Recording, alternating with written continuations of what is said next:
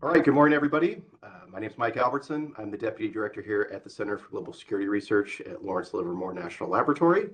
Thank you for taking the time to be with us today for another one of our installments in our lecture series.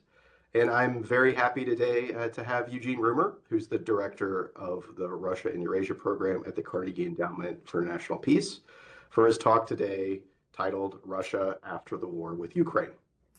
This is a big question. We've had several talks on Russia here in the CGSR lecture series, but this is the big question that's sort of been on everyone's mind for, since the war began, right? Is how is it going to end? What is this going to impact on Russia? And what does it mean for the rest of Europe and Russia's relationship with the United States? The Carnegie Endowment for National Peace has done a lot of really good work on this topic. I'd commend in particular their Carnegie Politica website, which focuses probably better than anybody else in the think tank field on Russian domestic politics, what's going on in the Russian economy right now, what's going on in sort of the Russian internal political system right now. It's a really, really interesting topic, and we're very fortunate to have Gene with us here today. Let me say a little bit about him as a speaker. He's a senior fellow and, as I said, director of the Russia Eurasia program at Carnegie. Prior to Carnegie, he was the National Intelligence Officer for Russia and Eurasia at the U.S. National Intelligence Council from 2010 to 2014. Earlier than that, he held research appointments at the National Defense University, the International Institute for Strategic Studies, the RAND Corporation, and he served at the State Department and on the National Security Council staff. For those of you, this is your first time in a CGSR lecture, the way this works is our speaker is going to talk for 30 to 45 minutes. At any point in the conversation, please feel free either to raise your hand electronically using the little hand raise function at the bottom of your WebEx screen to get into the queue when the question and answer session starts, or feel free to type a question into the chat function. And when our speaker concludes his remarks, we'll be ready to get into the conversation. So I know there's a lot of questions about Russia. Gene is the perfect person to answer all of your questions on Russia, so feel free to engage with him. And thank you so much for being with us today. This will be fun. Thanks, Gene. Thank you, Mike. Thanks for inviting me. Really a pleasure to be with you, even if only virtually. Again, really enjoyed working with you in the past and hope to work with you again sometime in the future. So as you said, Russia after the war is a big question.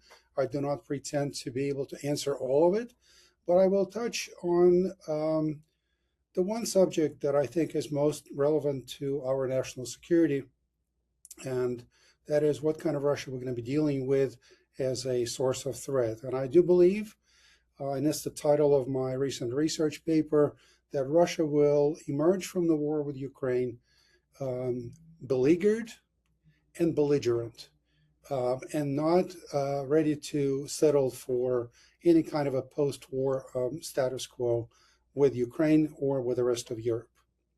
So the war has been an unmitigated disaster for Russia. Well over 1 million killed, wounded, and missing. The real figure of combat losses will most likely never be known. Russian record-keeping and treatment of soldiers is not the same as what the United States military has embraced as its guiding principles. Somewhere between 500,000 and 1 million, again, exact figures are not known, have left the country to escape military service, political oppression, and general ugliness of Russian wartime propaganda. The Russian economy is officially stagnating and probably shrinking. Not a day goes by when a senior official does not offer yet another grim assessment of its current state and outlook. Just the other day, central bank chair Nabiullina declared that Russia is experiencing an unprecedented labor shortage. Experts are predicting a banking crisis, and a prominent academic recently declared that we are in trouble, in quotes, with the country on the way toward a double-digit contraction of its economy and a prolonged crisis. A recent article in a leading Moscow daily included this preview of the Duma election later this year. The approval rating of the ruling United Russia Party has declined from about 50% a year ago to currently 27%. Business inflation expectations are at 25%.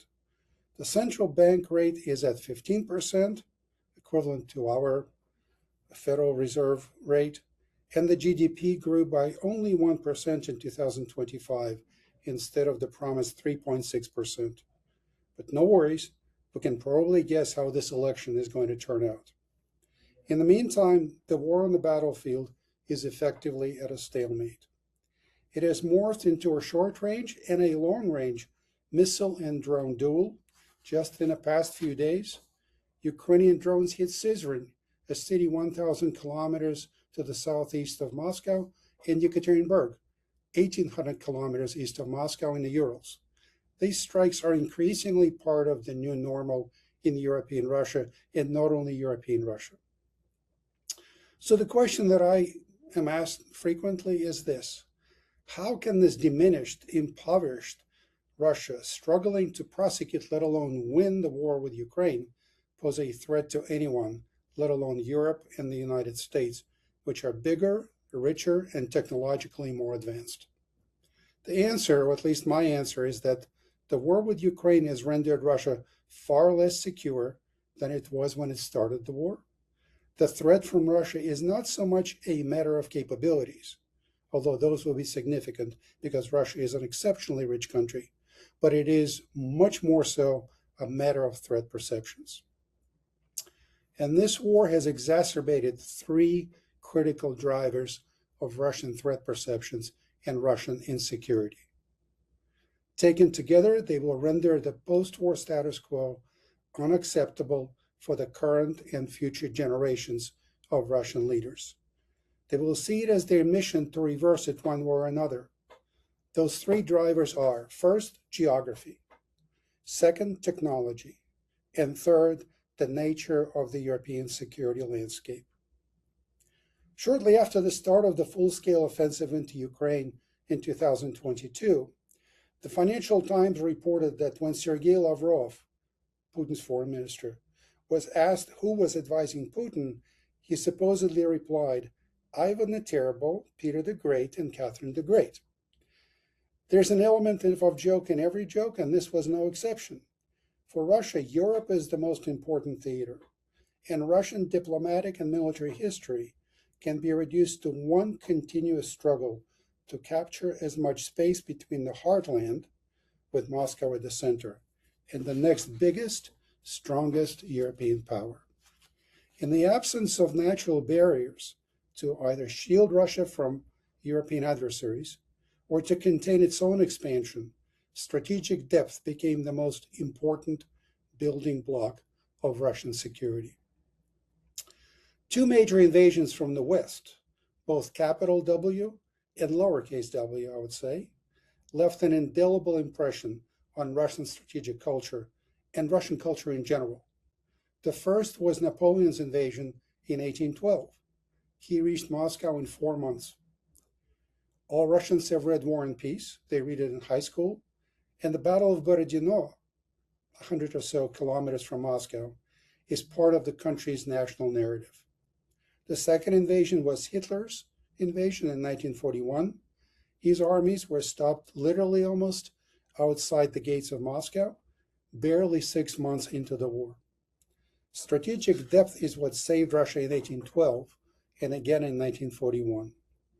Russian winter, of course, helped, but had it not been for that great buffer made up of modern-day Belarus, Ukraine, and much of European Russia to absorb the shock of the invasion, the fate of the country could have been very different. The obsession with geography, strategic depth, and the historical legacy is not a quirk of Russian mentality, I should add. Geography and history factor into Russian thinking about national security no less than the geography of the United States factors into ours. The war with Ukraine was supposed to fix the problem that the dissolution of the Warsaw Pact and the fall of the Soviet Union had created. It was meant to capture territory, Ukraine, and rewrite the rules of European security. But as a result of the war, the line of contact between Russia and the enemy, and NATO is the enemy, will practically double and stretch from the Kola Peninsula in the north all the way to the Black Sea in the south. And not only that, but Russia will have on its doorstep Ukraine, aggrieved, armed, and determined to avenge the incredible pain and suffering inflicted on it by Russia. Before February 24th, 2022, Ukraine was not, by any stretch of imagination, a threat to Russia. It is now, and it will remain so for generations to come. So, Katie, this would be a good time to put up the two maps of Russia before and after. I hope you can see depicted here in rather graphic details the loss to Russia from the Cold War I to Cold War II. As the Russians see it, they lost this entire 1,000-kilometer buffer between the hostile West and its heartland. The buffer was made up of the Warsaw Pact and the republics of the former Soviet Union that are now independent. I have been handed various versions of this map over time by various Russians. Ukraine, of course, now is solidly in the enemy camp, and along the line of contact, Russia is facing some of the best equipped militaries in Europe. They take the Russian threat seriously. They have experienced it firsthand, and they're very realistic about it. Can we put up the next map? This is not just my assessment. It is the assessment of Admiral Igor Kostyukov, the head of Russian military intelligence, better known as the GRU. The map was published last year in the leading Russian military journal, Military Thought. With Finland in NATO, as depicted in this map, not only is the line of contact double in length relative to what it was before the war, but Finland will be able to target the Kola Peninsula, including the Northern Fleet, with tactical, not just theater range weapons. Thank you, Katie. And this brings me to the second driver of Russian insecurity, the unstoppable technological progress resulting in the development of ever more precise and ever more destructive weapons. These new weapons further exacerbate Russian threat perceptions that stem from geography. It is not just the ATACMS that Kostyukov mentioned in his article, but a whole alphabet soup of weapons being developed, acquired, and deployed by NATO countries. The Tomahawks, ELSA, JASSM, the audience probably knows those much better than I do. They're all headed to the European theater. This is the latest and arguably the worst yet round of this never-ending progression. I count 4 previous rounds in the post-Cold War era. The first one was at the end of World War II, when the United States detonated the first atomic weapon and briefly gained the upper hand over the Soviet Union. That did not last long, as the Soviet Union caught up with the United States in 1949 and at least theoretically established some semblance of nuclear parity. The next round involved U.S. Jupiter medium-range ballistic missiles deployed in Turkey and Italy in the 1950s, which again, at least theoretically, gave the United States the upper hand, that is, being able to strike deep inside the Soviet Union without triggering Armageddon, because the only way the Soviet Union could respond to that would be by launching its strategic nuclear arsenal, which actually was quite small at the time. The Soviet counter to that threat was the attempted deployment of SS-4s and SS-5s to Cuba, the Cuban Missile Crisis that we all have read so much about it, and the compromise that removed eventually both threats. The third round involved the Soviet Union's deployment of SS-20s, intermediate-range ballistic missiles, which they considered simply an upgrade of their existing SS-4s and SS-5s that still remain deployed in Europe. But NATO viewed them as a whole new, qualitatively different threat, encountered with the deployment of Pershing IIs and Glickens ground-launched cruise missiles. For the Soviet Union, that was a whole new threat because of its range, accuracy, and short flight times. The Soviet leaders at the time estimated the flight times, I believe, at about 6 minutes, which would give them practically no time to come up with a response. And the fourth round, never really consummated, was Marshal Nikolai Agarkov's revolution in military affairs, which he argued was a qualitatively new threat to the Soviet Union. But as Gorbachev's perestroika unraveled, the Soviet military could only watch it on TV in the first Gulf War as the United States demonstrated its newly acquired arsenal of advanced weaponry. What the Russian military is looking at now can only be described as Agarkov's worst nightmare. But that's not all.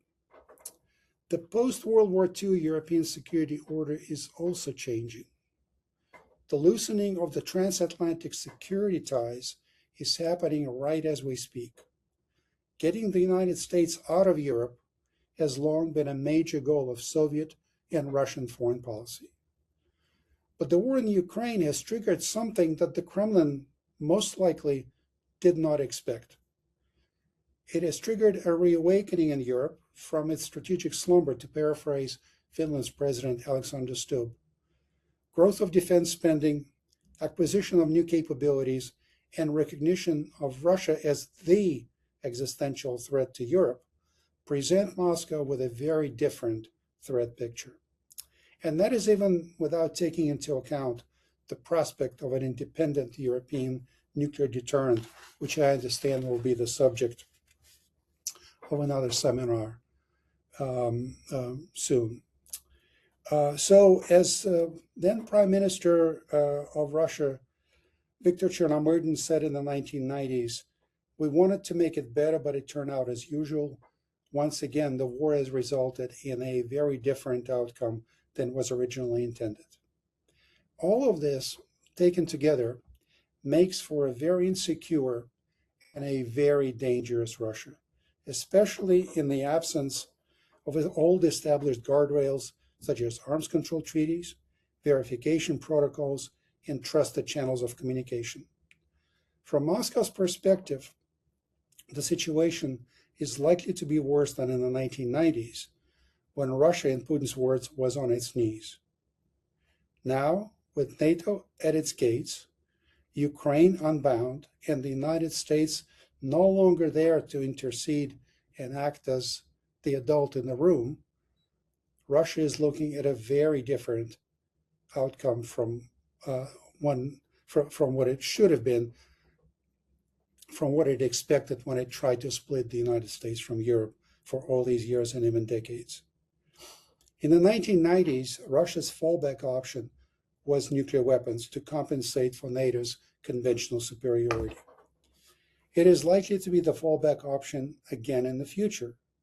The 2024 nuclear doctrine says as much, including the option of using nuclear weapons in response to critical threats to the sovereignty and territorial integrity of not only Russia, but also Belarus, with which Russia enjoys something called a union treaty, which is not exactly one treaty, one country, but a very close association that, of course, results in a close economic and strategic and military relationship.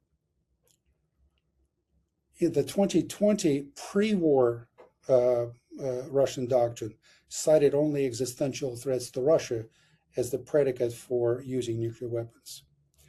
Incidentally, I recommend my colleague Mike Kaufman's article in a recent issue of War on the Rocks, in which he talks about Russian nuclear modernization after START,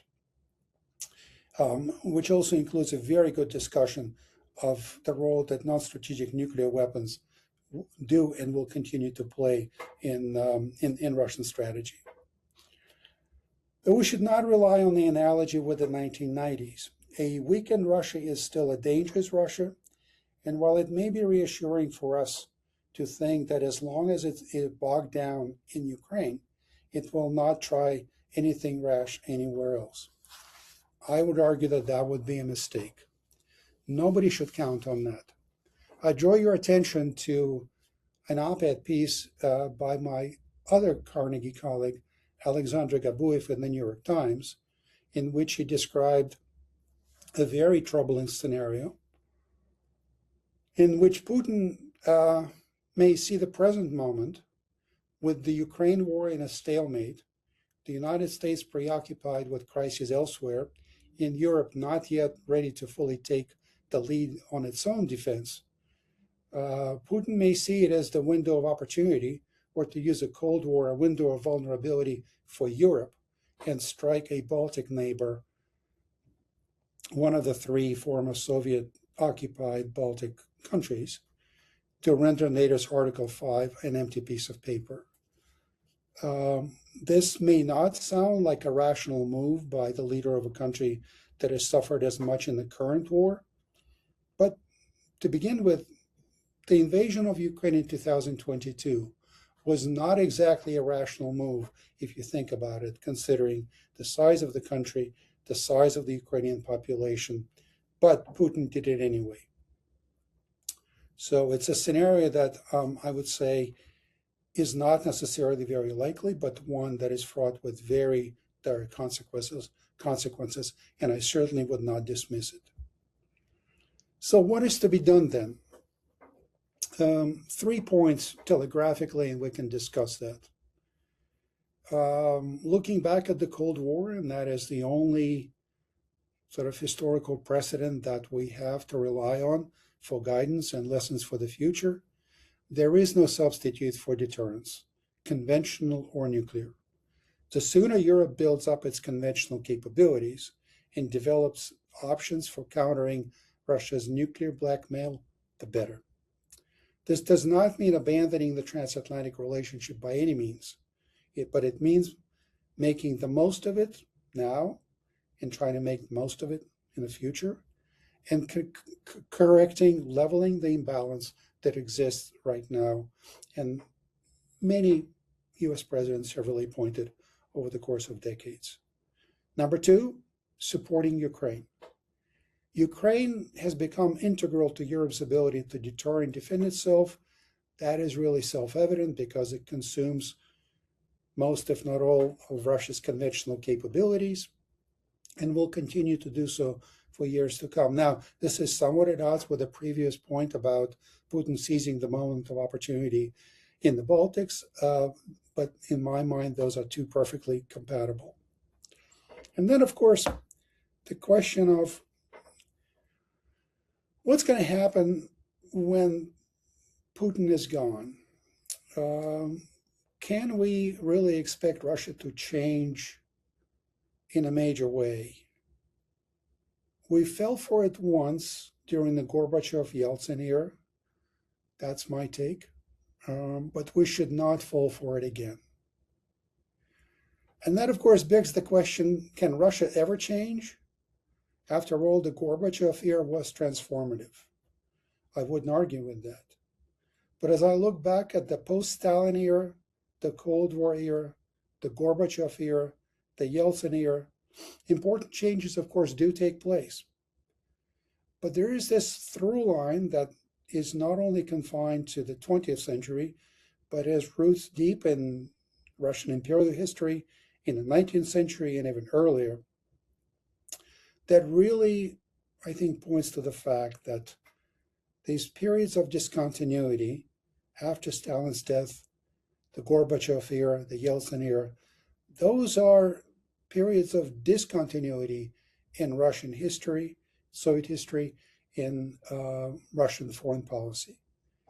The continuity is shaped by Russian geography, by Russian political culture, by what we have come to taken together call as strategic culture. And that, unfortunately, doesn't change as regimes change and generations of leaders come and go, or rather go and come. And there is a new generation of Russian leaders, certainly, that will come to the fore once Putin departs. About 20 years ago, I wrote a paper, an Adelphi paper, and it was titled Russian Foreign Policy Beyond Putin. Now, little that I knew then, but I think it's time to think about it now, because he's not going to be there forever. And there will be a new generation of Russian leaders arising with a different life experience, different education, different worldview. But even so, I do not expect that there is going to be a fundamental change, or at least enough for us to bet on, in Russian strategic culture as a result of the transition from Putin to whoever is going to be the next Putin in that political system. I think I'll stop at that, and we can open the conversation for questions.